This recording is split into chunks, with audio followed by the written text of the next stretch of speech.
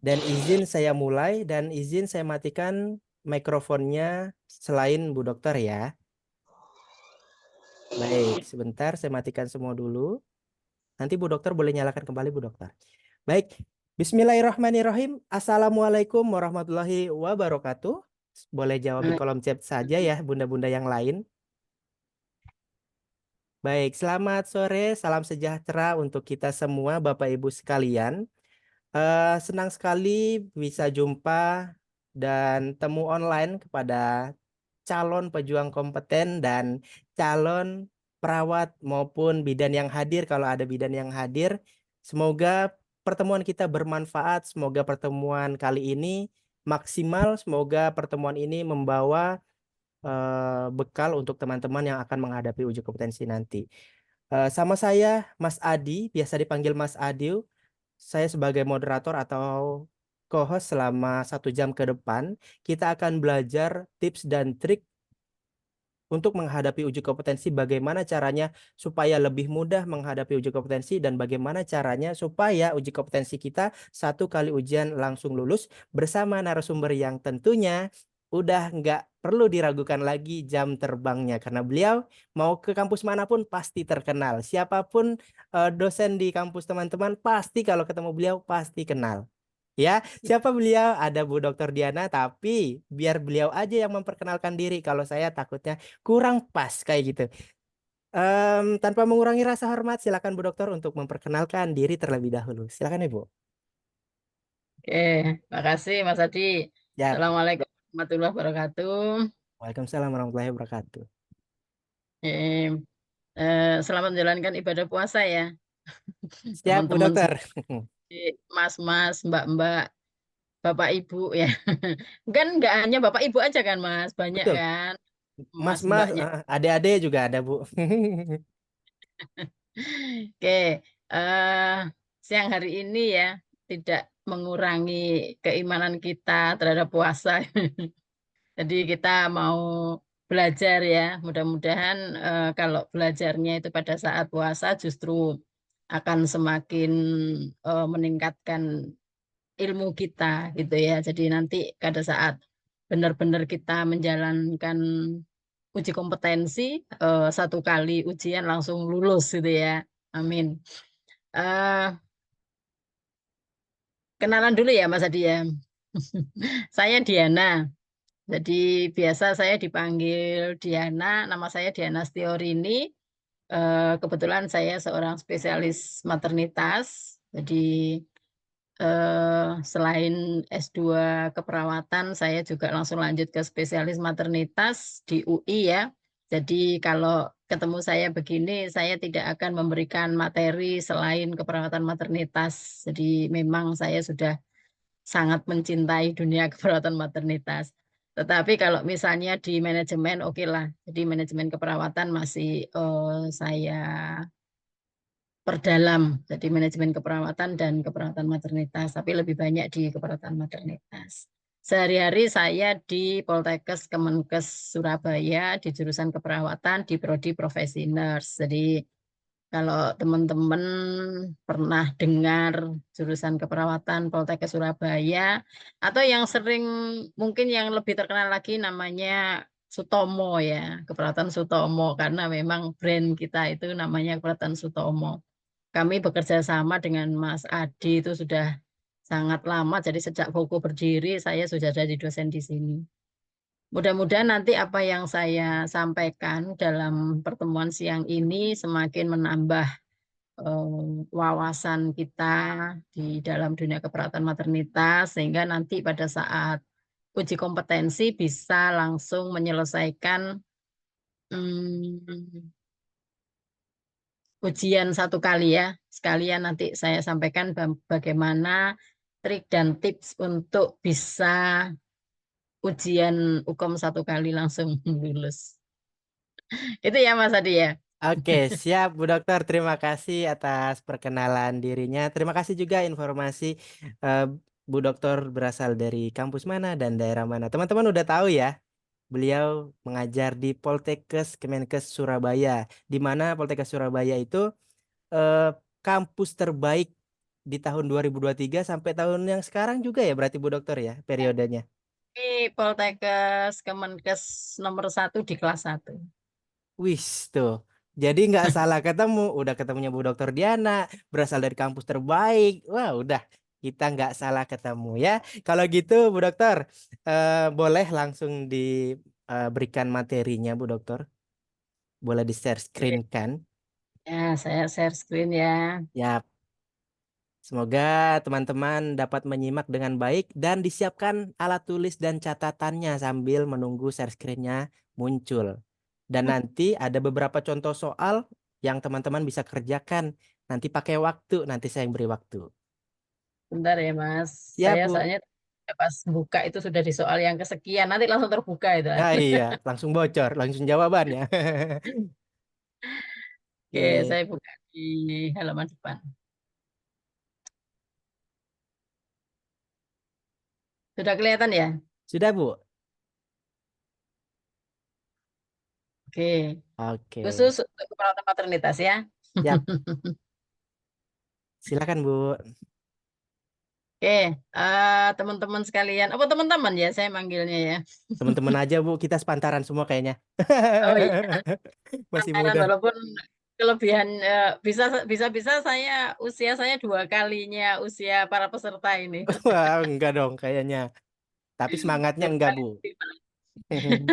Ya, jadi siang ini kita belajar uji kompetensi untuk bidang keperawatan maternitas. Tadi sudah saya sampaikan nama saya Diana Setiorini ya. Saya memang magister keperawatan spesialis maternitas, tetapi dokter saya bukan dokter keperawatan ya. Saya dokter di ilmu kesehatan, ilmu kesehatan. Tetapi ketika ngambil dokter pun saya masih dengan disertasi keperawatan maternitas. Ya, jadi waktu itu saya mau kuliah magister keperawatan, tapi UNER belum buka. Sudah pengen kuliah S3, tapi UNER belum buka S3. Mau ke UI, jauh amat ya. Oke, eh, untuk trik dan tips untuk menjawab soal. Jadi kalau kita ketemu sama yang namanya uji kompetensi gitu ya. Jadi kita dikasih soal 180, waktunya juga nggak banyak. Jadi satu soal itu sekitar 1 menit ya kita menyelesaikan. Makanya ketika kita bimbingan belajar gini juga try out atau percobaannya itu juga satu soal 1 menit. eh Kalau misalnya kita sudah membuka soal, begitu kita buka soal itu jangan dibaca vignetnya dulu. Jadi soal itu kan memang terdiri dari 3 bagian ya. Ada vignet yang berupa kasus yang harus kita analisis untuk bisa menemukan jawabannya. Kemudian ada pertanyaan atau lead in-nya. Kemudian di bawahnya ada opsi jawaban. Nah, ketika kita ketemu soal uji kompetensi, yang wajib saudara baca dulu adalah pertanyaannya. Jangan dibaca soalnya dulu, gitu ya. Karena soal itu panjang, butuh waktu ketika kita membaca, ketika kita membaca pertanyaan. Oh, ternyata ditanyakan ini. Kita pasti balik lagi ke soalnya lagi, ke vignetnya lagi, ya. Jadi baca dulu pertanyaannya, apa yang mau ditanyakan sudah jelas, kita sudah tahu apa yang mau ditanya, baru kita baca vignetnya. Oh, kuncinya di sini. Sehingga kita tidak mengulang lagi membaca vignet, tidak mengulang lagi membaca kasusnya. Karena memang soal uji kompetensi itu berupa kasus yang lumayan panjang, tapi memang ada batas maksimalnya, tidak boleh lebih dari 60 kata ya. Nah, karena nanti kalau lebih dari 60 kata, peserta ujian tambah bingung itu bacanya aja sudah lebih dari 1 menit ya. Oke. Jadi baca pertanyaannya, kemudian baru dibaca vignetnya, diresapi yang ditanyakan tadi mana. Kita analisis, baru kita pilih jawabannya. Jadi lihat data fokusnya apa yang ada di dalam vignette itu yang sesuai dengan pertanyaan yang sudah kita baca. Baru kemudian kita tentukan atau pilih jawaban yang pasti. Oh, kalau pertanyaannya ini berarti tadi data fokus yang saya baca ada di sini gitu ya. Kita sudah tahu, kita tentukan jawaban yang paling benar itu yang mana. Dan jangan terpaku pada satu soal sulit. Kalau ada satu soal sulit, lewati dulu. Enggak apa-apa, dilewati dulu. Dan semua pertanyaan atau semua soal itu harus dijawab ya, karena tidak ada jawaban minus. Jadi jangan takut kalau salah nanti dikurangi. Enggak. Jadi semua jawaban itu, semua jawaban yang kita berikan itu ya kalau salah dapat 0 gitu, enggak ada minus. Jadi wajib dijawab semua apakah itu betul atau salah. Tapi sebaiknya ya betul ya yang dijawab ya, jangan sampai nggak apa-apa wes gitu ya, ngawur nggak di ini gitu, jangan. Tapi semua harus dijawab ya, karena nggak ada pengurangan, rugi kalau nggak dijawab. Mudah-mudahan yang kita nggak paham betul dengan jawaban itu, tetapi kita sudah memilih yang menurut kita itu paling betul, yaitu adalah jawaban yang betul, sehingga kita masih mendapat nilai 1 untuk menjawab soal itu. Jadi nggak perlu takut, nggak tak isi nanti kalau salah dikasih min gitu, nggak ada. Ya, jadi tetap nanti kita juga belajarnya seperti itu. Lihat pertanyaannya dulu. Setelah pertanyaannya jelas, sudah tahu maksudnya apa, baru kita membaca kasusnya. Ya, itu. Saya kira itu sih untuk trik dan tips menjawab soal. Dan kalau saudara mau ujian, itu malamnya harus banyak istirahat. Hari-hari menjelang ujian juga harus banyak berdoa, itu yang penting ya. Walaupun kita merasa yakin, tapi kalau Allah tidak mengizinkan, ya tetap yang dijawab itu salah. Padahal sudah tahu bahwa jawabannya itu A gitu ya, tetapi ternyata kok yang dicentang yang C. Itu kalau Allah tidak mengizinkan. Makanya doa itu selalu harus kita panjatkan menyertai setiap langkah kita. Kemudian banyak istirahat menjelang ujian, jadi jangan sistem kebut semalam ya. Karena kalau pakai, walaupun kita kuliahnya pakai SKS ya, kalau ujian jangan SKS, jangan sistem kebut semalam gitu ya. Jadi persiapannya sudah jauh hari sebelumnya, termasuk mengikuti bimbingan belajar ini sudah persiapan uji kompetensi, sehingga pada saat menjelang ujian itu kita siapkan fisik dan mental kita. Jadi istirahat yang cukup, banyakin berdoa supaya Allah meridhoi apa yang kita inginkan. Oke, itu aja trik dan tips menjawab soal dari saya. Mudah-mudahan nanti teman-teman bisa menjalankan seperti ini sehingga mudah bagi kita ketika menyelesaikan soal-soal yang kita hadapi. Terima kasih, Mas Adi. Baik, siap. Terima kasih Bu Dokter atas trik dan tipsnya. Berarti izin merangkum sedikit buat teman-teman, barangkali ada yang sambil mencatat, sambil saya ingatkan kembali, saya sambil konfirmasi kembali bahwa yang disampaikan oleh Bu Dokter sangat sering kali disampaikan oleh beliau dan ini sering sekali diaplikasikan oleh teman-teman yang sudah sebelumnya mengikuti bimbingan seperti ini bersama Bu Dokter. Nah, berarti persiapan itu nggak cuman kita belajar soal, kita nggak cuma tahu cara jawabnya gimana, tapi mental perlu dijaga, doa perlu dijaga, usaha juga harus dimaksimalkan. Berarti 3 poin ini penting. Pertama doa, yang kedua usaha, yang ketiga mental. Jadi buat teman-teman, nggak cukup kalau cuman belajar pagi siang malam, tapi kalau doanya kurang. Ya tadi, kalau Allah tidak berkehendak, Tuhan tidak berkehendak, kita harusnya jawab A malah nyoretnya yang C. Itu yang akan bahaya. Baik Bu Dokter, kalau gitu setelah ini langsung soal ya berarti Bu Dokter? Iya. Oke, karena tips dan triknya sudah kita dengar dari Bu Dokter Diana, sekarang kita aplikasikan dan kita praktekkan di contoh soal yang diberikan. Kalau gitu, masuk ke soal yang pertama dengan satu soal 1 menit. Nanti waktunya ada di layar 1 menit. Silakan Bu Dokter, dimulai. Oke, soal nomor 1 sudah tampil. Kolom chatnya izin saya matikan dulu supaya tidak terkecoh dengan jawaban yang sudah muncul. Waktunya 1 menit sudah muncul di layar. Silakan dimulai.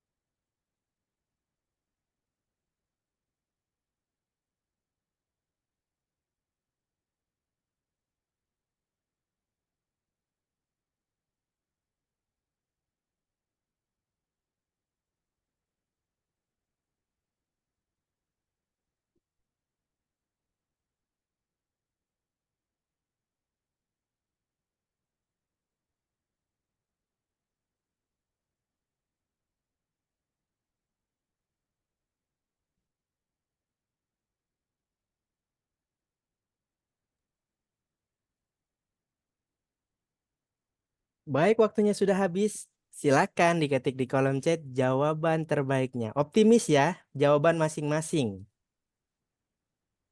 Oke, kita lihat di kolom chat jawabannya ada E, C, dan oh, dua pilihan jawaban.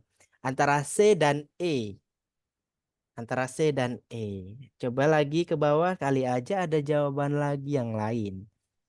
Oke, ada yang D juga, ada yang A juga. Berarti A, C, D, E. Apakah ada yang B? Kita coba scroll-scroll di kolom chat. Kita lihat jawabannya.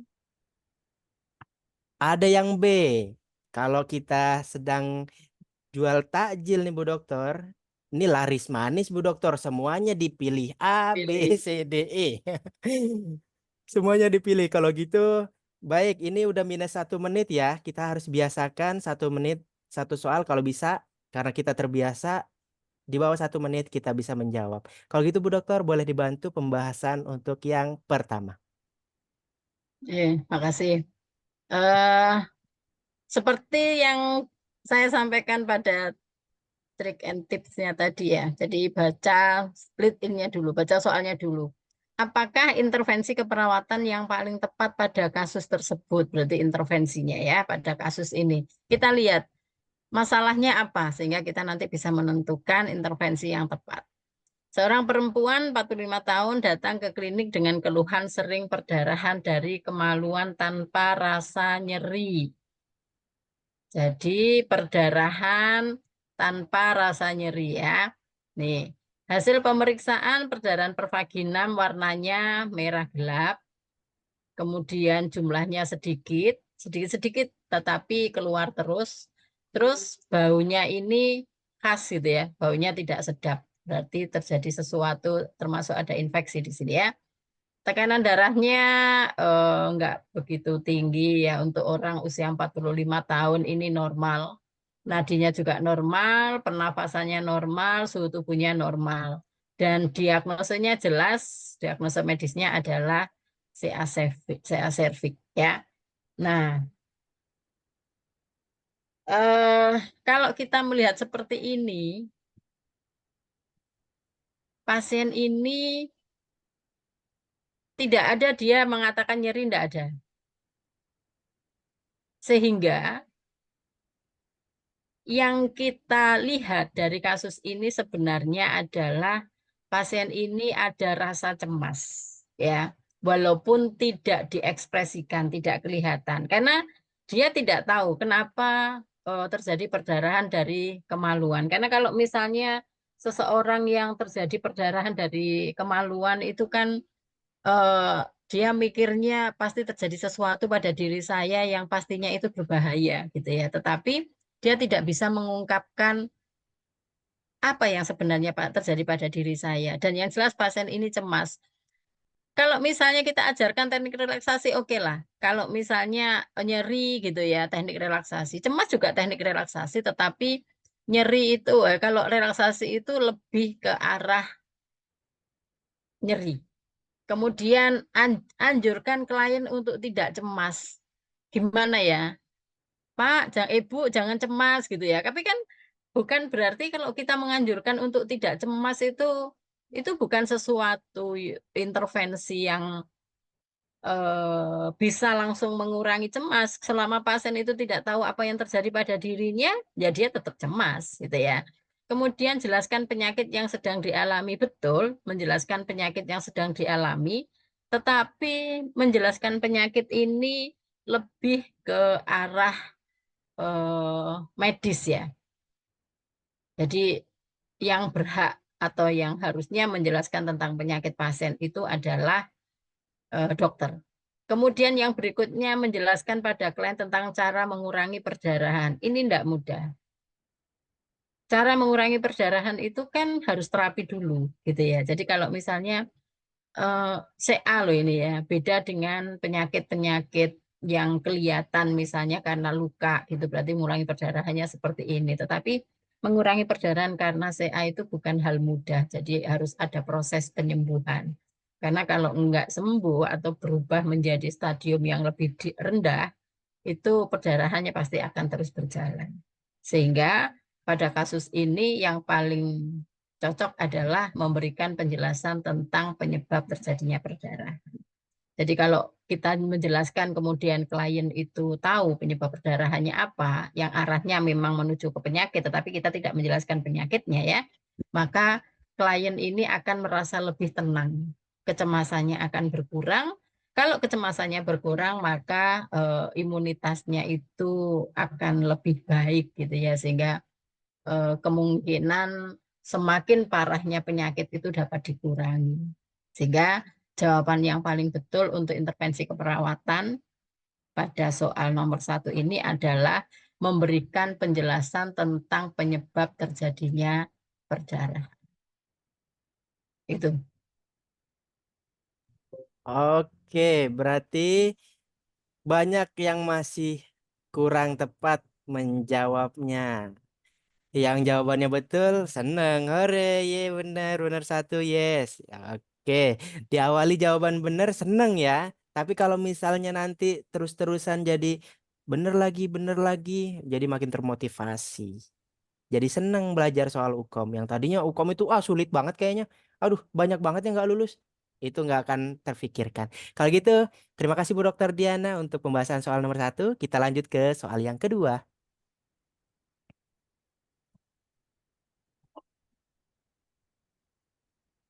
Nggak mau jalan sih. Nah, Oke, soal nomor dua sudah tampil. 1 menit seperti biasa dimulai dari sekarang.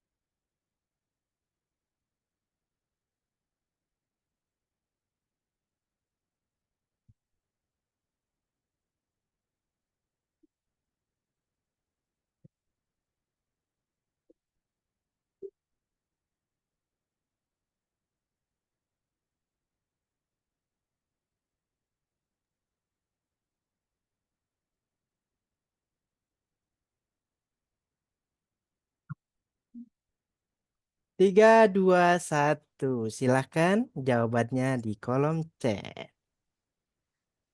Oke, kita intip jawabannya. Jawaban diawali E, D, A, B, E. Oke, berarti A, B, D, E. Yang C belum ada yang milih nih.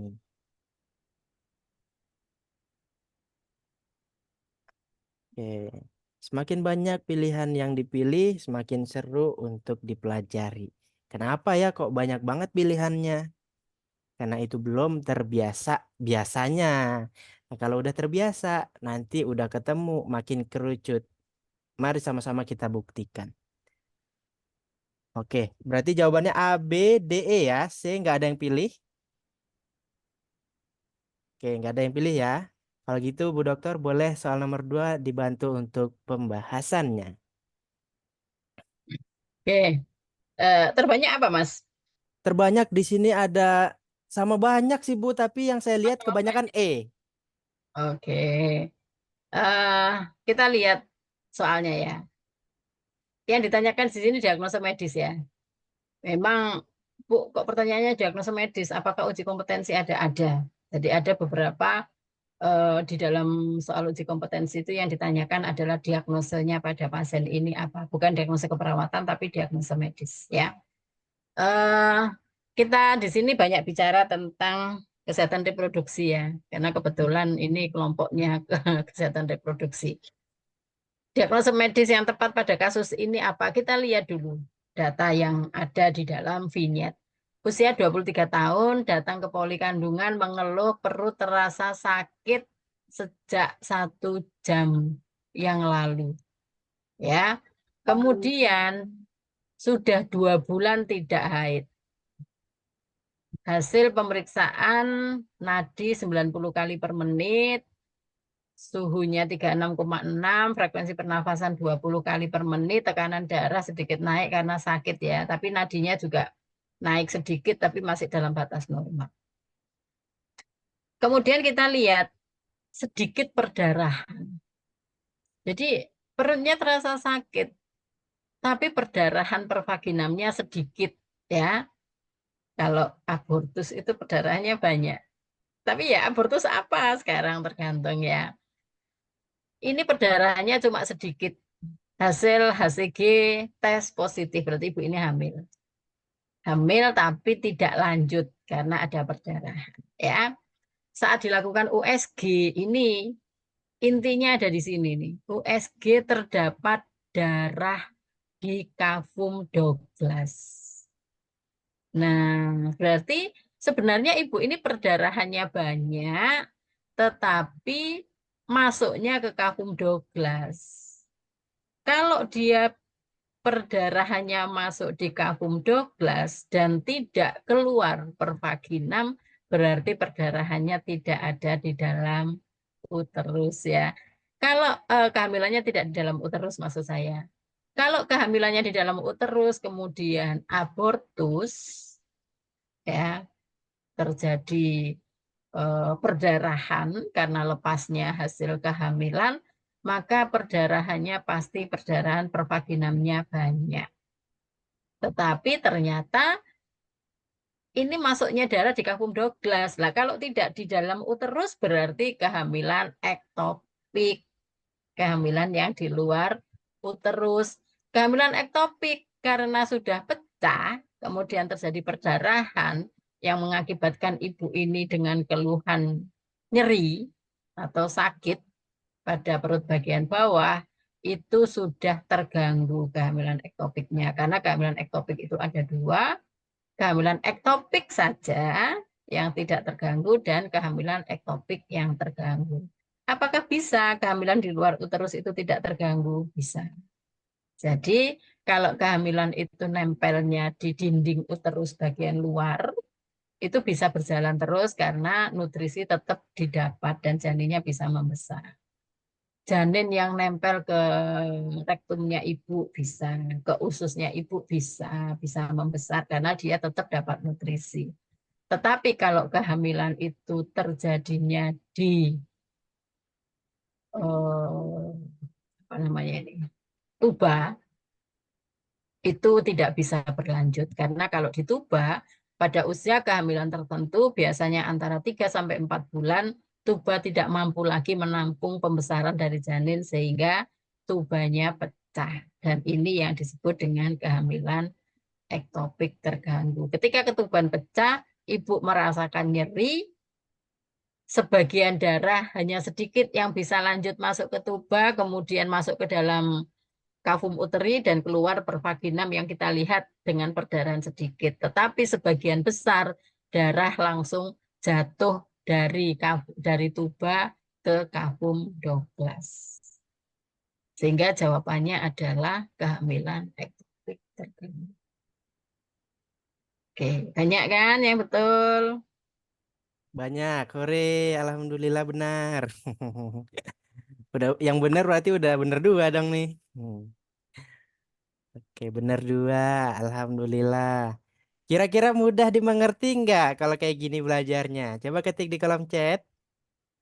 Apakah mudah dimengerti kalau soal hukum cara belajarnya kayak gini? Mudah, mudah, mudah. Nah, makin terlihat kan hukum kayak gimana kalau belajarnya mudah kayak gini? Nah, harus konsisten, harus sering-sering ketemu Bu Dokter. Bu Dokter selama hukum ini masih ada, terus kita repotkan teman-teman. Karena kita butuh ilmu beliau supaya kita juga jadi penerus beliau nantinya. Amin. Baik Bu Dokter, terima kasih atas pembahasan soal nomor 2. Kita lanjut ke soal yang ketiga. Oke. Oke, soal nomor 3 sudah tampil. Silakan dimulai dari sekarang.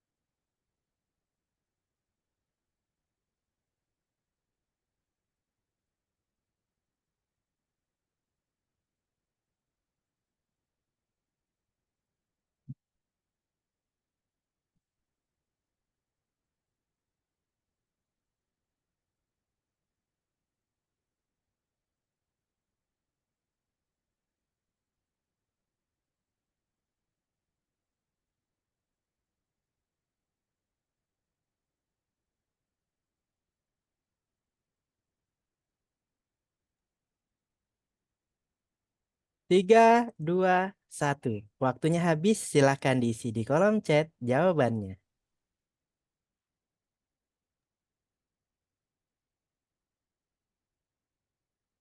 Wow, jawabannya seragam. D, D, D, D. Ada yang A, berarti betul ya. Semakin ke sini semakin mendapatkan pemahaman, jadi semakin mengkerucut. Tadinya A, B, C, D, E dipilih semua. A, B, C, D. Terus akhirnya yang dari 5 pilihan, 4 pilihan, 3 pilihan. Sekarang jadi makin mengkerucut. Berarti artinya semakin sering kita memahami soal hukum, semakin sering kita dibahas bareng dosen yang ahli di bidangnya, akhirnya kita bisa menjawab soal hukum. Oke, berarti A, D, E. 3 opsi jawaban dipilih. A, D, E. Didominasi jawaban D. Ajarkan klien cara merawat kebersihan alat genetalia. Genetalia. Kebanyakan D ya. Baik, karena sudah minus 1 menit 14 detik. Kalau gitu, silakan Bu Dokter nomor 3 boleh dibantu untuk pembahasannya. Oke. Sepertinya makin ini ya Mas Adi ya. Makin mengerti dan makin memahami bagaimana cara mengerjakan soal-soal uji kompetensi. Siap, Kita betul Bu. nih, kita baca dulu soalnya ya. Apakah intervensi keperawatan yang tepat? Intervensi keperawatan. Kasusnya seorang perempuan usia 17 tahun. Masih muda ya. Datang ke poli kandungan mengeluh mengalami keputihan dan yang terasa gatal dan berbau. Nah, berarti ini ada infeksi ya. Semua orang itu pasti keputihan, tetapi semua wanita maksud saya, bukan semua orang ya. Nanti Mas Adi masuk keputihan. Tetapi kalau misalnya keputihannya itu eh, jernih atau putih, tetapi tidak berbau, tidak gatal, itu normal. Karena biasanya pada saat masa subur, itu produksi sekret di vagina atau keputihan itu meningkat, tapi biasanya warnanya jernih dan tidak berbau. dan tidak gatal. Tapi kalau sudah begini berarti ada infeksi. Hasil pemeriksaan frekuensi nadinya 80, suhunya 36, frekuensi pernafasan 16, tekanan darah 110. Berarti nggak ada masalah untuk di tanda-tanda vital. Tetapi ketika melakukan inspeksi di daerah genitalia, kita lihat vagina itu terdapat seket berwarna hijau. Nah, ini berarti sudah terinfeksi, ini jelas kalau terjadi perubahan warna. Harusnya putih atau jernih ya. Berbau, nah, baunya nggak enak, dan ada luka garukan. Jadi betul kalau dia mengatakan gatal. Kita lihat buktinya ada luka garukan di sekitar alat genitalia. Kemudian hasil labnya terdapat Trichomonas vaginalis. Nah, ini yang menyebabkan terjadinya infeksi pada sistem genitalia. Terus kalau kita menghadapi seorang wanita dengan keluhan seperti ini, apa yang kita lakukan? Ini kan sebenarnya pertanyaannya, apa yang harus kita lakukan pada wanita ini dengan keluhan dia yang sedang mengalami keputihan yang terinfeksi. Sebenarnya semua jawaban ini betul. Jadi berikan obat sesuai dengan anjuran dokter, betul. Anjurkan klien rajin mengganti celana dalam, betul. Karena kalau menggunakan celana dalam terlalu lama, lembab, itu jamur itu mudah berkembang biak. Anjurkan klien untuk makan makanan bergizi, oke. Dengan makanan bergizi, daya tahan tubuh meningkat sehingga infeksi itu sulit untuk bisa masuk ke dalam tubuh. Anjurkan klien cara merawat kebersihan genitalia, pasti ya, karena dia sampai terjadi ada Trichomonas vaginalis di situ sampai menyebabkan terjadinya infeksi itu karena dia tidak bisa merawat kebersihan alat genitalia yang tidak sekedar cebok saja. Dan kalau ceboknya salah juga menyebabkan masalah. Anjurkan klien untuk menggunakan celana dalam dari bahan linen. Nah, ini yang salah jelas kalau dari linen ini ya. Jadi kalau celana dalam itu yang bagus yang dari katun ya, karena bisa menyerap keringat sehingga tidak lembab, sehingga jamur tidak berkembang.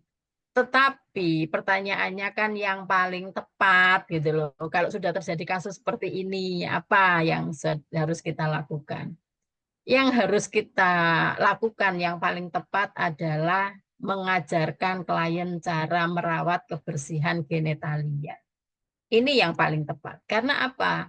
Walaupun dia dikasih obat, tapi bagaimana dia tidak bisa merawat genitalia, pastinya tidak bisa sembuh juga. Jadi kalau misalnya dia nggak usah minum obat, tapi kebersihan genitalianya itu benar-benar dijaga, bisa sembuh keputihannya. Jadi inti dari terjadinya masalah ini adalah dia tidak bisa merawat kebersihan alat genitalia. Ketika kita mengajarkan merawat kebersihan genitalia, pasti di dalamnya itu sudah termasuk mengganti celana dalam. Sudah termasuk menggunakan celana dalam berbahan linen.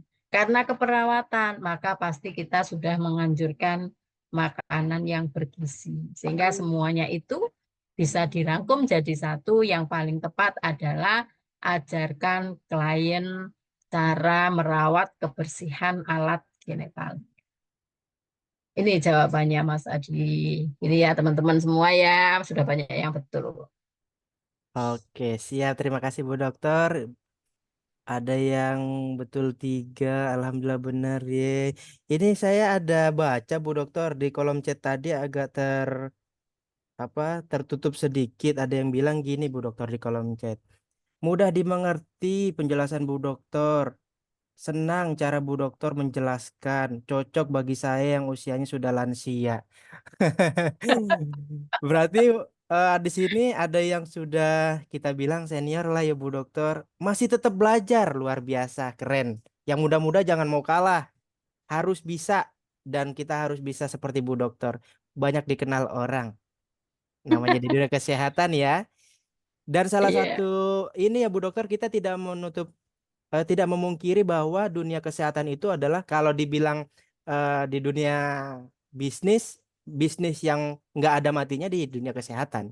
Jadi teman-teman selain masa depannya terjamin, juga yang muslim ya, kalau orang muslim pahala jariahnya juga terjamin karena membantu orang gitu. Oke, pembahasan nomor 3, terima kasih Bu Dokter sudah dibahas. Kalau gitu Bu Dokter saya minta waktu 3 sampai 5 menit sebentar Bu Dokter. Ya, Oke, sudah purna tugas Bu, tapi punya apa tuh? Punya akeh apa tuh akeh? Kak Siti Istibas ya. Bu Dokter boleh di share, stop share dulu Bu. oke. Oke, izin Bu Dokter. Nah, teman-teman, karena sudah masuk 3 soal, jadi Mas Adi mau konfirmasi kembali terhadap peserta yang sudah mengikuti kegiatan ini. Ingin mendapatkan apa ya, ulasan lah ya gitu ya. Buat teman-teman, saya tanya dong, dari 1 sampai 3 siapa aja yang betul semua atau betul berapa deh dari 3 soal sebelum kita lanjut ke soal berikutnya supaya lebih menantang begitu. Itu tugasnya host tuh untuk membangun kegeregetan peserta supaya lebih semangat lagi ke soal berikutnya. Betul semua, betul semua, betul semua, betul dua, betul dua, betul dua. Ada yang salah semua nggak? Nggak ada dong. Betul satu, betul semua. Alhamdulillah betul semua, betul semua. Oke, kebanyakan di sini betul semua. Dan yang kedua adalah betul dua. Pertanyaan yang kedua nih, kira-kira soalnya kurang nggak nih? Kira-kira soal dan pertemuannya. Kalau saya stop sekarang, kira-kira kurang atau enggak? Kalau disudahi sekarang, Zoom-nya kira-kira cukup atau kurang? Mulai dari soal dan durasi pertemuannya. Soalnya boleh ditambah sampai maghrib menuju buka puasa. Aduh, Bu Dokter kan juga mau nyiapin buka puasa untuk keluarganya. Nggak bisa dong. Masa sampai maghrib ya? Tambah lagi Bu Dokter soalnya kurang, tambah, kurang deh Kak soalnya kurang banyak. 7 sampai 10 soal minimal, kurang pertemuan sampai 10. Kak minta tambah banyakin soal. Wah, ketagihan kan? Yang tadinya soal UKAM dianggap sulit, dianggap rumit, yang tadinya menjadi momok yang menakutkan di luar sana, yang berita-berita yang muncul, kalau kita search, kalau kita scroll IG, TikTok, masih banyak yang nggak lulus. Wajar, karena mereka belum bertemu dengan ahlinya. Belum bertemu dengan dosen yang ahli dalam membimbing soal-soal UKAM. Ini buktinya dari berapa orang nih? 270 berarti dikurangi saya dan Bu Dokter. 270 orang sudah ketagihan mengerjakan atau belajar soal UKAM. Jadi kalau segini aja kurang, mau ditambah, bisa kok ditambah karena setelah ini nanti ada soal lagi, tenang aja. Tapi pertanyaannya durasinya memang nggak bisa ditambah. Durasinya hanya kurang lebih 1 jam 15 menit untuk setiap kali pertemuannya. Jadi buat teman-teman yang apakah ada yang mau bertemu secara intens bersama Bu Dokter dan teman-teman dosen lainnya untuk belajar soal yang berbeda dengan materi yang berbeda dengan keceriaan yang beda. Pokoknya dengan hal-hal yang baru yang membuat teman-teman menjadi termotivasi. Ada yang mau nggak ikut kegiatan ini secara intens? Ada yang mau nggak? Mau, mau. Jangan cuman ketik mau. Di luar sana banyak orang yang gagal sukses karena alasannya cuma bilang dan cuma ngomong dan cuma punya niat tapi tidak dilakukan. Tapi dari awal Mas Adiu tadi udah bilang, teman-teman udah masuk ke dalam Zoom ini sudah punya niat bagus. Jadi niat bagusnya jangan dihapus, niat bagusnya jangan digugurkan. Dikit lagi kita paham soal hukum, dikit lagi kita akan menghadapi hukum, dikit lagi kita punya STR seumur hidup. Tapi kalau misalnya itu cuman ngomong, cuman kata, cuman kalimat, mohon maaf, STR seumur hidupnya tertunda sampai dinyatakan kompeten. Jadi, bagi teman-teman yang mau ikut kegiatan ini secara intensif, bagi yang mau saja tidak diwajibkan. Bagi yang sadar saja, bagi yang butuh saja bertemu dengan dosen-dosen di Voko Indonesia. Ini saya kirimkan ya, ada link untuk bergabung ke dalam kelas-kelas eh, bimbingan belajar UKOM sampai dinyatakan lulus. Kalau belum lulus silahkan ikuti sampai dinyatakan lulus. Saya kirim di kolom chat ya. Ini disalin dulu, dikirim ke WA suaminya atau pasangannya silahkan dikirim dulu. link yang saya kirim di kolom chat ini dikirim disalin dulu, jangan dibuka dulu karena saya mau jelasin dulu isi link tersebut. Ya, disalin dulu supaya nggak hilang linknya. Sudah daftar Kak di Voko 2 minggu yang lalu. Oke, siap Kak Siti. Sekarang saya coba bantu jelaskan isi dari link dan pilihan kelasnya. Izin saya buka ya. Nah, kalau sudah tampil, kalau teman-teman nanti ngeklik linknya, nanti akan muncul seperti ini, yaitu registrasi kelas bimbingan UKOM 2024 by Voko Indonesia. Jadi teman-teman tinggal isi aja, isi nama, email, nomor WhatsApp yang aktif tentunya, yang nantinya di-invite ke dalam grup kelas secara rutin. Nah, ketik nama kampusnya juga, kalau ini mah ngisi-ngisi data yang biasa normal ya. Program studinya apa, profesi nurse atau profesi bidan, D3 bidan, D3 perawat, silakan diisi karena nanti kelasnya terpisah. Kalau hari ini pada saat webinar ada 2 prodi, perawat dan bidan bergabung, ini hanya webinar, hanya membahas tips dan trik. Tapi kalau kelas khusus, tips and triknya ada, soal khususnya ada, tanya jawabnya ada, pokoknya semuanya ada yang dibutuhkan. Terus isi lagi ke bawah ada apa tujuan ikut bimbel ini. Kalau misalnya teman-teman untuk UKOM, isi UKOM. Dan ini ada beberapa dokumentasi pada saat saya datang ke kampus-kampus. Ini ada Poltekkes Semarang. Dari Jambi juga ada, saya ke Jambi, Palembang, Semarang. Pokoknya Mas Adi dari tahun 2018 sudah sosialisasi ke kampus-kampus secara offline dan online. Jadi buat teman-teman tidak perlu ragu lagi bersama host yang satu ini. Ini pilihan kelasnya buat Bapak Ibu yang mau ikutan ya, yang mau ikut kelas secara intens supaya lebih apa ya, lebih semangat lagi, lebih tahu lagi caranya bagaimana mengerjakan soal UKOM. Ingat, kelas ini bukan kelas biasa seperti yang ditawarkan mungkin di tempat lain ada. Ini bukan kelas yang biasa. Karena apa? Namanya juga Voko Indonesia. Fokus. Voko itu fokus kompeten. Jadi yang dibahas adalah soal UKOM yang sering keluar. Jadi kita dosennya itu memprioritaskan soal apa yang sering keluar dan sesuai bidang yang dimiliki sama dosen pengajarnya. Kelasnya saya bantu jelaskan. 1 menit deh. 1 menit. Boleh disimak dulu 1 menit. Saya sambil coret-coret. Mana ya coret-coretannya kok hilang? Sebentar.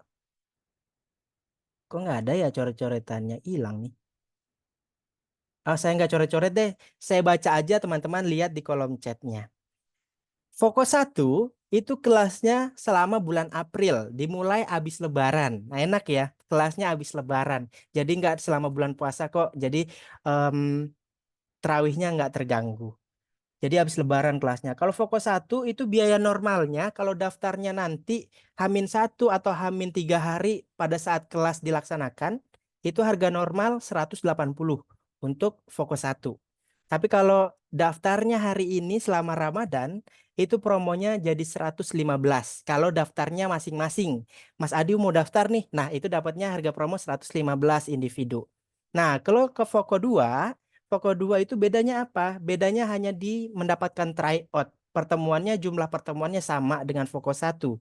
Nah, Fokus 2 ini biaya normalnya kalau daftarnya nanti H-3 pelaksanaan kelas itu 320 normal. Kalau promo Ramadan 150.000. Itu kalau individu. Kalau Fokus 3 ini dari April sampai bulan Mei. Jadi kalau misalnya teman-teman, saya lihat kan pada saat teman-teman daftar, itu kebanyakan pelaksanaannya di bulan Juni. Jadi kalau ambil Fokus 3, pertemuannya April sampai Mei itu udah pas. Jadi nggak usah ngeluarin uang banyak-banyak. Cukup membayar promo Ramadan 222.000. Kalau bayarnya sendiri, itu promo Ramadannya. Tapi kalau H-3 pelaksanaan baru mau ikut, boleh dengan harga normal, yaitu 500.000. Jadi saran saya, mending dari sekarang mumpung THR-nya masih banyak, ya enggak? Mumpung THR-nya masih banyak. Ntar kalau misalnya uangnya nggak ada, niat belajarnya ada, rugi. Mendingan THR-nya dipakai untuk investasi seperti ini, ya. Tanggalnya sudah ditulis, tanggal perawat maupun bidan, kelasnya dipisah. Untuk jamnya di jam 19, yang membedakan Fokus 1, 2, dan 3. Fokus 3 itu pertemuan paling banyak.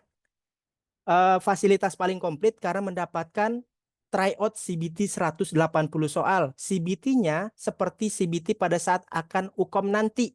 Nanti saya akan tampilkan CBT-nya setelah Bu Dokter selesai menjelaskan soalnya ya, sudah mengclearkan. Nanti saya tampilkan CBT-nya seperti apa dan teman-teman mendapatkan itu gratis. Nah, biasanya tryout CBT kalau di luar sana ada yang 370, ada yang 400, ada yang sampai 500. Itu tryout-nya aja. Tapi kalau di Voko Indonesia, di Voko 3 khususnya, di kelas Voko 3, karena tujuan kita ingin saling membantu, teman-teman membantu kami, kami memberikan fasilitas, teman-teman belajar bersama kami, kaminya jadi tersupport, jadi banyak orang yang ikut dengan kami, banyak yang lulus dengan fasilitas yang diberikan melalui dosen-dosen di Voko Indonesia. Jadi ini harga-harga dan pilihan kelasnya. Ada yang lebih murah, saya paham Bapak Ibu suka promo, suka diskon. Nah, di sini walaupun promonya ditambahin lagi. Asalkan nih silahkan dibaca di penawaran spesial diskon tambahan. Jadi kalau misalnya ibu-ibu, bapak-bapak ikutnya Voko 2 nih di sini minimal 2 orang itu nanti dapat potongan tambahan 15.000. Jadi Voko 2 itu per orangnya 135, yang tadinya Voko 2 itu 150. Dari 150 jadi 135 di Voko 2. Tapi kalau mau ambil Voko 3, Mas, saya maunya yang langsung aja, yang langsung semuanya. Saya nggak mau bayar sekali-sekali, itu lebih mahal. Ya, memang pasti lebih mahal logikanya kalau bayar per bulan. Nah, sekarang kita coba spesial di Voko 3-nya kenapa? Dapat potongan tambahan 25.000 jika ikut berkelompok minimal 5 orang. Tuh, berarti berapa? Kalau Voko 3 ikut 5 orang, kelompok nih, 5 orang nih daftar bareng-bareng 5 orang. Bayarnya dari 222.000 jadi 197.000. Lumayan hemat 25.000. Bisa buat beli takjil, ya enggak? Kalau ikutnya 5 orang di Voko 3. Tapi kalau ikutnya di Voko 3 10 orang, diskonnya potongan tambahannya 47.000. Jadi yang tadinya bayar 222.000 cukup membayar 175.000.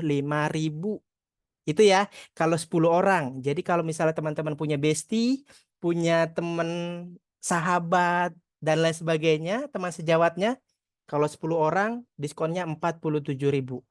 Jadi bayarnya cukup 175.000. Dan harga ini akan selalu meningkat kalau teman-teman nggak langsung daftar. Kalau kurang percaya silakan. Yang kemarin udah daftar kelas dan udah masuk kelas, kira-kira harganya sama atau beda? Silakan ketik di kolom chat. Kira-kira harganya sama atau beda? Karena memang setiap pertemuan, setiap promosi, Voko Indonesia itu mengalami peningkatan karena apa? Yang mau ikut juga banyak. Nah, ini yang daftar sudah 459. Ini nggak semuanya bisa masuk ke dalam grup kelas. Jadi siapa cepat dia dapat. Silahkan teman-teman yang mau boleh dipilih nanti mau ikut Voko 1, Voko 2, atau Voko 3.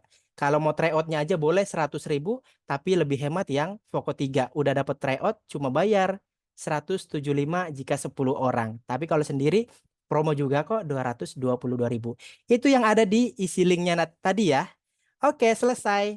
Teman-teman, kalau sesi tanya jawab di akhir dan silahkan dipilih dan orang hebat, orang sukses tidak menunda-nunda kesuksesannya. Terima kasih Bu Dokter. Boleh dilanjut share screen-nya. Halo Bu Dokter. Ya, mohon maaf ya Bu kalau kelamatan. Enggak lama. Saya juga ikut mendengar. Siap, Nanti dari mahasiswa saya ada yang tanya, saya bisa jawab. siap Bu Dokter, siap. Terima kasih Bu Dokter atas waktunya.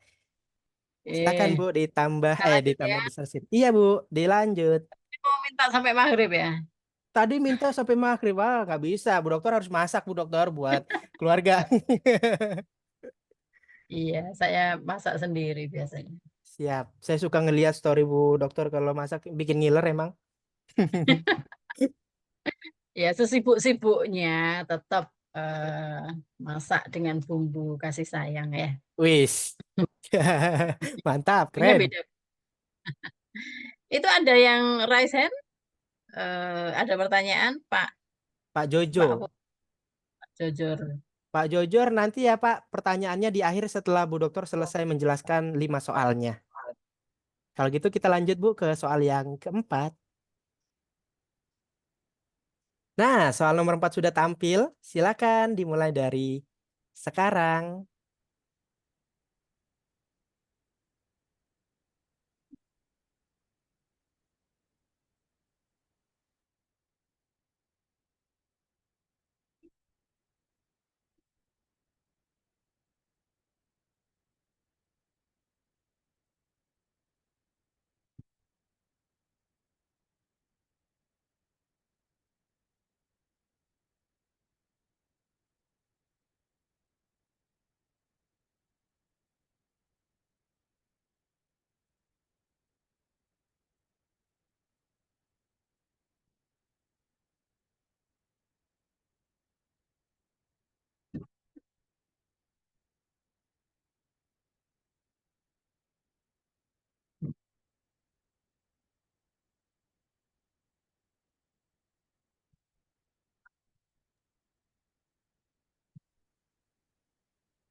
5, 4, 3, 2, 1. Waktunya habis, silakan diisi di kolom chat. Kalau belajar soal hukumnya kayak gini, dipandu, diarahkan, jadi enak. Kita tinggal duduk manis, mendengarkan, jawab, mengerti, lulus. Jawabannya kita intip di kolom chat. Jawaban yang pertama ada D, E, A, B, A, B, A, B, A. E berarti A, B, D, E. A, B, D, E. Jawaban terbanyak yaitu A, prolapsus uteri. Yang kedua ada mioma uteri. Oke, jawaban terbanyak A ya. Silakan yang belum menjawab, ini udah hampir minus 1 menit. Wajar ya, karena kita baru ketemu ya. Nanti kalau udah sering ketemu di kelas, ketemu di Zoom, membahas soal seperti ini, pasti 15 detik juga udah bisa kok jawab soal karena udah tahu data fokus yang dibaca, apa yang harus dibaca. Oke, kalau gitu baik Bu Dokter, boleh dibantu untuk pembahasan soal nomor 4 Bu. Oke. Eh, Seperti yang tadi saya sampaikan, kita baca soalnya dulu ya. Apakah diagnosa medis ya? Lagi-lagi kalau misalnya soal gangguan sistem reproduksi itu kebanyakan diagnosa medis. Eh, Kalau mau tahu soal-soal yang lain tentang kehamilan, persalinan, dan nifas, ada kapan-kapan kalau ketemu. Sekarang kita khusus bahas reproduksi. Eh, kita lihat kasusnya. Usianya 65 tahun ya. 65 berarti sudah menopause harusnya ya. Datang ke poli kandungan mengeluh ada benda yang mengganjal di kemaluannya dan tidak nyeri. Jadi ada yang di alat genitalianya itu ada sesuatu gitu ya. Hasil pemeriksaan frekuensi nadi 74, suhunya 36, pernafasan 20, tekanan darah 130, 80. Tidak ada masalah dengan tanda-tanda vital. Kita lihat genitalianya bersih, tidak ada perdarahan. Ya, genitalianya bersih, tidak ada perdarahan, tidak ada keputihan, tetapi terlihat organ tubuh berwarna kemerahan di vagina. Jadi ketika kita buka, kita inspeksi vaginanya, di dalam itu kelihatan ada benda berwarna kemerahan. Hasil USG tidak ada pembesaran uterus, jadi uterusnya normal. Bahkan kalau dipalpasi mungkin tidak ada uterusnya itu karena turun. Jadi ada masalah di uterusnya. Data lain yang sangat mendukung adalah ini bahwa ya, klien mengatakan bahwa pernah melahirkan 6 kali. Sehingga kalau wanita pernah melahirkan 6 kali itu beresiko eh, terjadi ketidakelastisitasan dari otot-otot yang menyangga uterus. Karena dia kan melar, terus balik lagi ke posisinya, melar lagi. Jadi kayak karet itu kalau diolor berapa kali gitu ya, kita tarik berapa kali kan lama-lama panjangnya tidak seperti pada saat dia belum pernah ditarik sama sekali. Jadi makanya jangan terlalu sering hamil. Kita ngasih tahu pasien kita juga begitu. Nanti bisa muncul masalah karena tidak ada kekuatan otot yang bisa ligamen, maksud saya tidak ada kekuatan ligamen yang bisa mempertahankan keberadaan uterus karena sudah terlalu sering molor molor balik lagi, akhirnya molor terus, gitu ya. Oke, kalau seperti ini, apa kira-kira yang terjadi? Apakah itu tumor vagina? Bukan. Ya, memang ada benda di dalam vagina, tetapi itu bukan tumor. Kalau tumor kan karena pembesaran sel yang seharusnya nggak ada barang itu menjadi ada. Tetapi barang ini adalah berasal dari uterus. Jadi barang itu sudah ada, benda itu sudah ada, tinggal posisinya sekarang yang berubah. Berarti bukan tumor. Apakah itu mioma uteri? Bukan, karena posisinya tidak di uterus. Ya, tidak di dalam uterus. Jadi posisinya dia ada di vagina sudah turun. Jadi uterusnya itu turun ke vagina.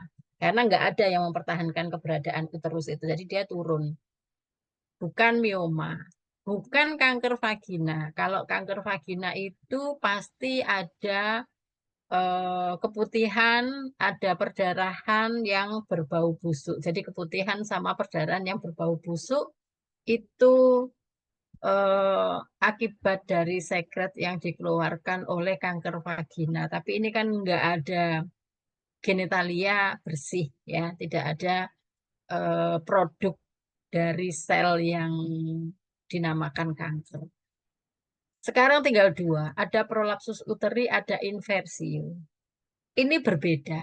Masalahnya sama-sama di uterus, tetapi antara prolapsus dengan inversio ini berbeda. Sekarang kita bicara dulu tentang prolapsus uteri. Prolapsus uteri itu uterusnya turun. Jadi kalau misalnya ini uterus, kemudian di sini ada serviks gitu ya.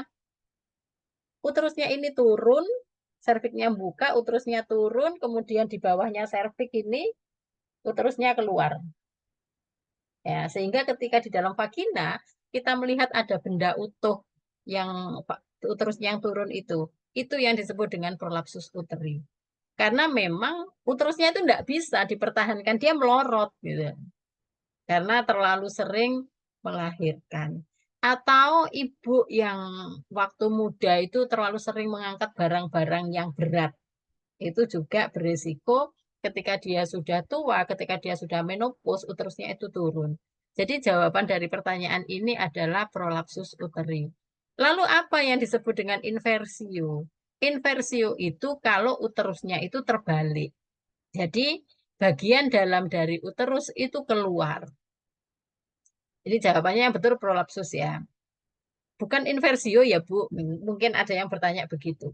Kalau inversio itu biasanya terjadi pada ibu-ibu yang melahirkan. Jadi bayinya sudah keluar, kan uterusnya masih ada di dalam, bayinya sudah keluar, terus plasentanya kan masih nempel di dalam ya. Tapi karena kurang sabarnya penolong, uterus itu tali pusat itu ditarik. Tujuannya untuk mengeluarkan plasenta. Jadi ini uterus, plasentanya masih nempel di dalam, ada tali pusat yang keluar yang sudah dipotong sama penolong. Tali pusat ini ditarik. Tujuannya supaya plasentanya ini lepas. Tapi kan tidak semudah itu melepas tali pusat. Harusnya kita tunggu dulu. Kita tunggu beberapa saat.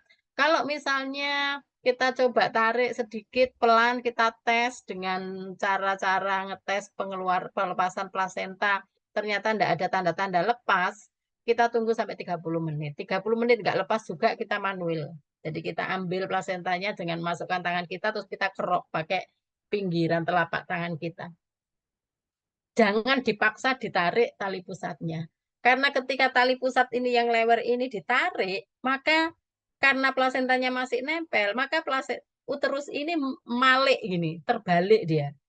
Jadi ketika ditarik, tali pusatnya ini ditarik, plasentanya ikut ketarik, dia turun, tapi kan uterus ini nggak bisa turun ke serviks itu karena dia posisinya terbalik.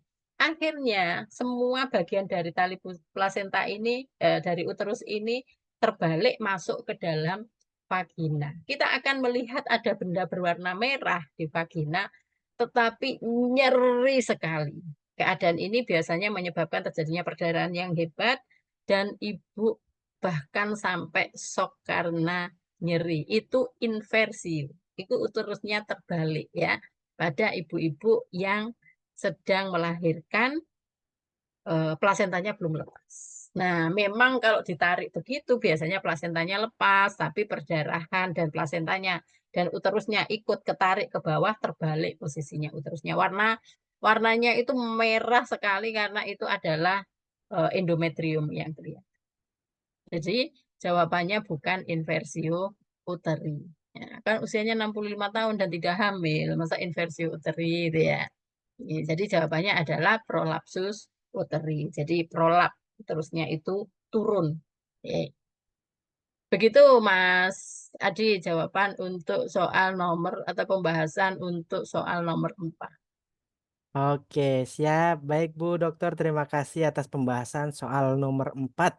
Jawaban betulnya adalah prolapsus uteri, yaitu yang A. Banyak yang bilang, ya salah, salah, salah. Alhamdulillah benar. Banyak kan yang benar. Hmm. Oke. Satu soal terakhir nih, soal pemungkas. Satu Mudah-mudahan soal. betul. Mudah-mudahan betul semua soal terakhir. Biasanya gitu ya Bu Dokter, terakhir-terakhir langsung betul semua nih. Iya. Nah, buat teman-teman, soal terakhir tolong dimaksimalkan, dibaca dengan teliti, pokoknya dimaksimalkan banget ya. Nah, soal nomor 5 sudah tampil. Silahkan dimulai dari sekarang.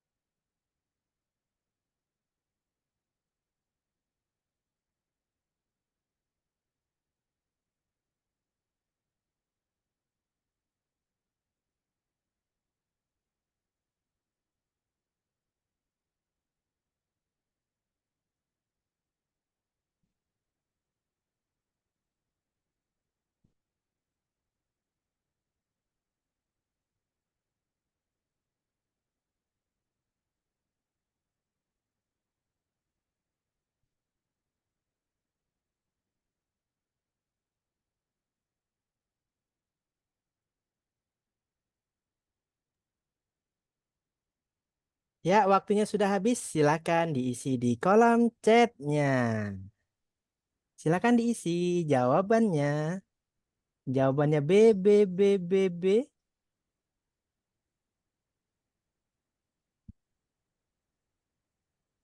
Ada yang C juga. Ada yang E juga ya jawabannya.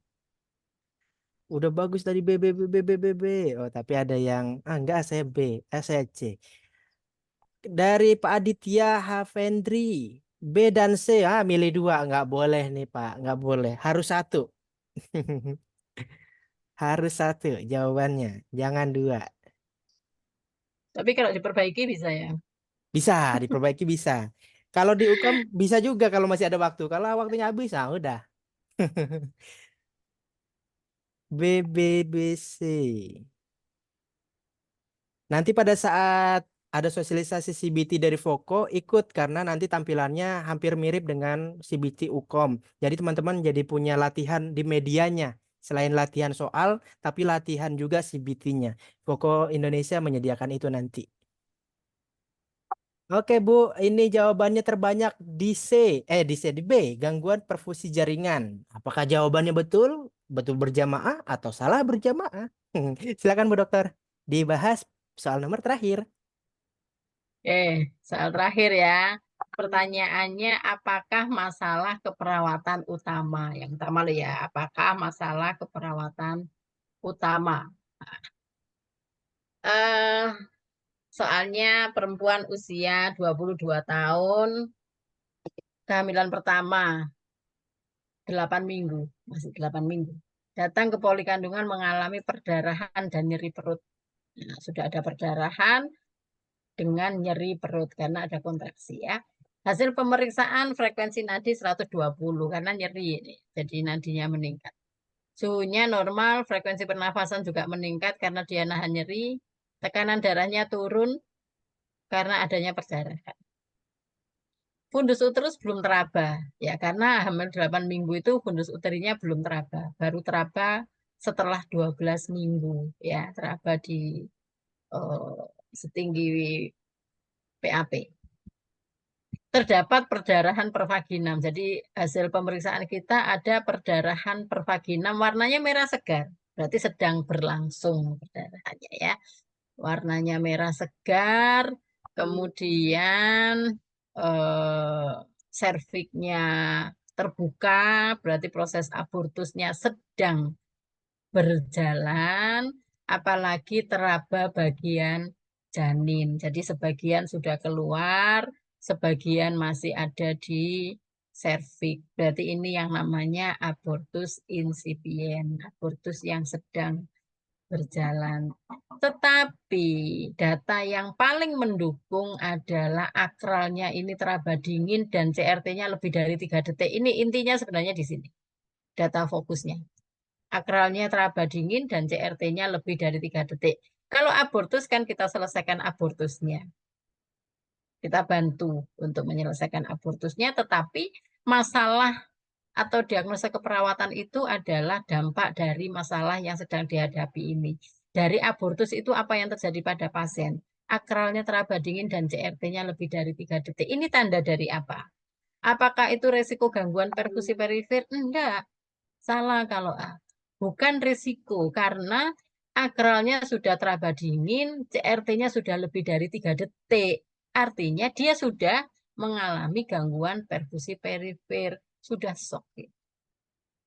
Ya, nadinya juga sudah meningkat, tekanan darahnya turun, ada akral dingin, CRT lebih dari 3 detik, berarti sudah terjadi gangguan perfusi jaringan. Bu, kan perdarahan pervaginam. Kenapa masalah keperawatannya bukan perdarahan pervaginam? Ya, perdarahan pervaginam itu bukan diagnosa keperawatan. Perdarahan pervaginam adalah tanda dari suatu masalah keperawatan. Kegagalan kehamilan betul. Tetapi kegagalan kehamilan juga bukan masalah keperawatan. Pasiennya nyeri, Bu. Nyeri itu terjadi karena abortus. Ya, kalau abortusnya ditangani nyerinya akan hilang. Tetapi yang paling utama, nyeri ini bukan hal yang paling utama. Yang mematikan itu gangguan perfusi jaringannya. Karena kan pertanyaannya ada kata utama. Nyeri itu diagnosa keperawatan, betul. Diagnosa keperawatan ada. Tetapi bukan diagnosa keperawatan utama. Kita harus ingat bagaimana menentukan diagnosa keperawatan, prioritasnya. Yang pertama mengancam nyawa, yang kedua menimbulkan kecacatan. Yang ketiga ya yang menjadi keluhan utama dari pasien. Kalau nyeri itu adalah keluhan utama pasien, tetapi bukan masalah keperawatan utama. Yang mengancam nyawa adalah gangguan perfusi jaringan. Sehingga nyeri ini bukan merupakan masalah keperawatan utama. Di diagnosa keperawatan, saya nggak bicara diagnosa keperawatan ya. Saya bicaranya masalah keperawatan. Saudara nanti juga harus bisa membedakan. Kalau ada pertanyaan, masalah keperawatan dengan diagnosa keperawatan itu kalimatnya berbeda.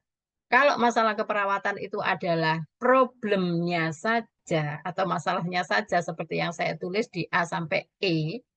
Kalau diagnosa keperawatan harus ada problem, etiologi, dan simptom. Ya, problem berhubungan dengan etiologi ditandai dengan simptom. Ya, tanda dan gejalanya apa. Tapi kalau masalah keperawatan ya cuma masalahnya saja. Oke, jadi jawaban untuk pertanyaan terakhir adalah B. Gangguan perfusi jaringan. Oke, itu Mas Adi. Oke, siap. Terima kasih Bu Dokter atas pembahasan soal yang terakhir, yaitu soal nomor 5. Jawaban betulnya adalah yang B, gangguan perfusi jaringan. Nah, saya kepo nih, teman-teman juga udah ada yang udah ketik di kolom chat. Coba ketik dari 1 sampai 5 betulnya berapa ya kira-kira? Ayo, silakan.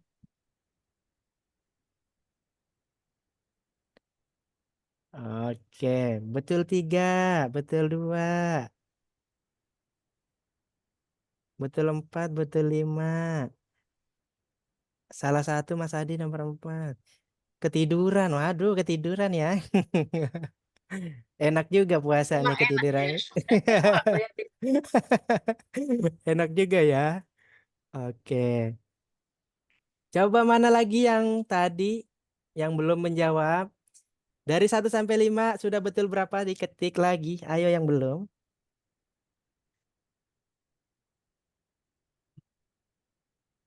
Oke, soal profesi kebidanan kapan Mas Adi? Soal profesi kebidanan nanti ketemunya pas di kelas khusus karena webinarnya sudah ini webinar yang terakhir, yang ketiga bertemu dengan narasumber. Hanya Allah yang tahu abangku. Siap.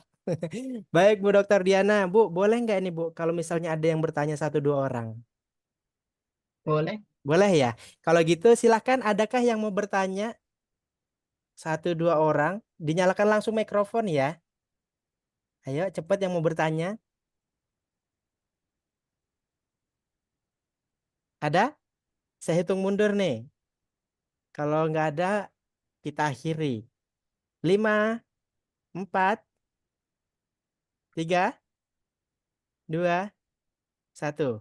Berarti udah jelas. Coba kalau sudah jelas ketik di kolom chat. Apakah pertemuan kita sudah jelas? Dapat diterima ilmunya? Silakan ketik di kolom chatnya. Jelas atau diterima? Silakan. Ayo diketik di kolom chat. Apakah jelas? Supaya nanti, oh iya di kelas intensif, di kelas yang rutin nanti, itu jumlah soalnya nggak 5 ya. Nanti ditambah soalnya. Teman-teman, pada saat di kelas nanti, kelasnya terpisah, itu soalnya nanti ditambah, nggak 5. Jelas dan mudah dipahami Bu Dokter. Jelas, jelas, jelas, jelas, jelas. Baik, kalau sudah jelas berarti tugas saya dan tugas Bu Dokter sudah selesai. Kalau gitu Bu Dokter boleh untuk mengakhiri pertemuan pada sore hari ini diberikan closing statement. Silakan Bu.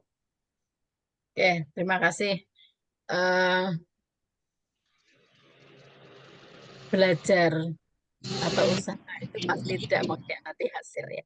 Jadi kalau teman-teman selalu berusaha untuk bisa menyelesaikan soal uji kompetensi dengan cara selalu belajar dan belajar, saya yakin bisa lulus uji kompetensi dengan 1 kali ujian ini.